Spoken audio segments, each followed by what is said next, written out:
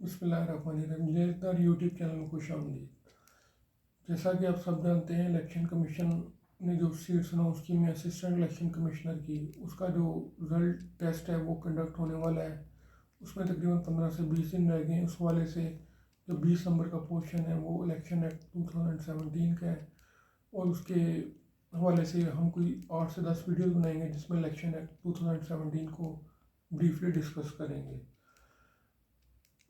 सबसे पहले हम इसका चैप्टर 1 डिस्कस करते हैं। चैप्टर 1 जो है इलेक्शन कमीशन एक्ट का, उसमें शॉर्ट टाइटल, एक्सटेंट और कमेंसमेंट है। शॉर्ट टाइटल इसका है election act 2017। Extent, it extends to whole Pakistan, और कमेंसमेंट में it shall come into the force at once.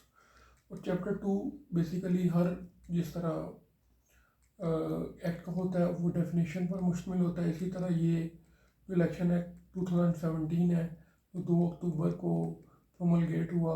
ये भी डेफिनेशंस में, इसमें तकरीबन 40 के करीब डेफिनेशन है, जिसमें मैं वन लाइनर आपको डेफिनेशन दूंगा और ब्रीफली आपको इसके मतलब बताऊंगा। सबसे पहले आलम। आलम वो शख्स है जिसकी 16 ईयर्स ऑफ एजुकेशन हो और उसके पास 20 साल का एक्सपीरियंस हो, उसको हम आलम कहते हैं under this act.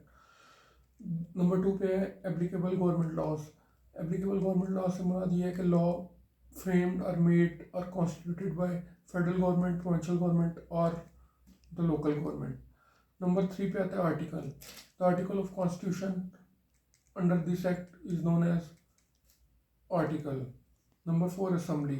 Assembly means national assembly, provincial assembly और local assembly formed under the act of provincial government under the local government act, तो उसको हम असेंबली कहेंगे। नंबर 5 पे आता है एसेट। एसेट से मुराद है वो चीज़ें या वो मूवेबल और immovable property own by the candidate. Number 6 पे बाई इलेक्शन। अगर किसी भी वजह से कोई सीट वैकेंट हो जाती है तो उधर जो इलेक्शन कंडक्ट होते हैं उसे हम बाई इलेक्शन कहते हैं। नंबर 7 पे है कैंडिडेट। कैंडिडेट से मुराद वो कैंडिडेट जो इलेक्शन में पार्टिसिपेट करते हैं, कॉन्टेस्टिंग कैंडिडेट्स, उनको हम कैंडिडेट कहेंगे under this act. This is the definition of candidate. Number 8 पे आता है कोर्ट। कोर्ट से मुराद code of criminal procedure 1898। Number 9 पे है ईसीपी। ईसीपी की फॉर्मेशन। ईसीपी फॉर्म होता है section 218 of election commission act 2018। Number 10 पे आता है कमिश्नर। कमिश्नर अपॉइंट होता है सेक्शन 217 के मुताबिक, लेकिन अगर वो कमिश्नर ना हो तो फिर एक्टिंग कमिश्नर को उसके अख्तियार दिए जाते हैं जो अपॉइंट होता है under the section 213 of ECP 2017। फिर नंबर 11 पे कॉन्स्टिट्यूंसीज। कॉन्स्टिट्यूंसीज वो हल्का जात होते हैं जो according to the last census delimit करके बनाए जाते हैं to the whole of Pakistan. फिर नंबर 12 पे आ जाता है constitution. Constitution Islamic republic of Pakistan constitution 1973। 13वें नंबर पे आ जाता है कंटेस्टिंग कैंडिडेट्स। जो कैंडिडेट सिलेक्शन में पार्टिसिपेट करते हैं उन्हें कंटेस्टिंग कैंडिडेट्स कहते हैं। नंबर 14 पे इलेक्शन एजेंट। इलेक्शन एजेंट वो पर्सन है जो कैंडिडेट अपॉइंट करता है to look after his affair of election. If the election agent is not nominated, the candidate himself is declared as election agent. फिर 15 number पे आता है इलेक्शन एक्सपेंस। इलेक्शन एक्सपेंस वो है जो incur by the candidate during the election campaign, but इसमें वो deposit शामिल नहीं होंगे जो 61 और 111 के तहत इलेक्शन कमीशन को किए जाते हैं। फिर 17 पे आता है इलेक्शन ऑब्जर्वर। ये वो इलेक्शन ऑब्जर्वर वो है जो इलेक्शन कमीशन अपॉइंट करता है to look after the fairness, neutrality of the elections. 17 पे रहता है इलेक्शन ऑफिशियल। ये वो ऑफिशियल है जिसमें presiding officer, returning officer, assistant presiding officer, वो तमाम लोग शामिल होते हैं जो इलेक्शन कंडक्ट करते हैं। फिर 19 पे रहता है इलेक्शन प्रोग्राम। ये वो प्रोग्राम है जो इलेक्शन के शेड्यूल से लेकर इलेक्शन के रिजल्ट तक इलेक्शन कमीशन ऑफ पाकिस्तान देता है, उस इलेक्शन प्रोग्राम कहते हैं। इलेक्ट्रोल रोल, इसे इंतखाबी फहरिस्त भी कहते हैं, जिसके तहत जो वोटर है वो अपना वोट कास्ट करता है, उससे उसको पता होता है कि मतलब उसका कौन से पोलिंग स्टेशन में जो है उसका वोट है। उसके बाद जो है वो फॉर्म्स इसमें जो भी अपेंडेड इन द एक्ट वो फॉर्म होंगे, जैसे form C, form D, form ई।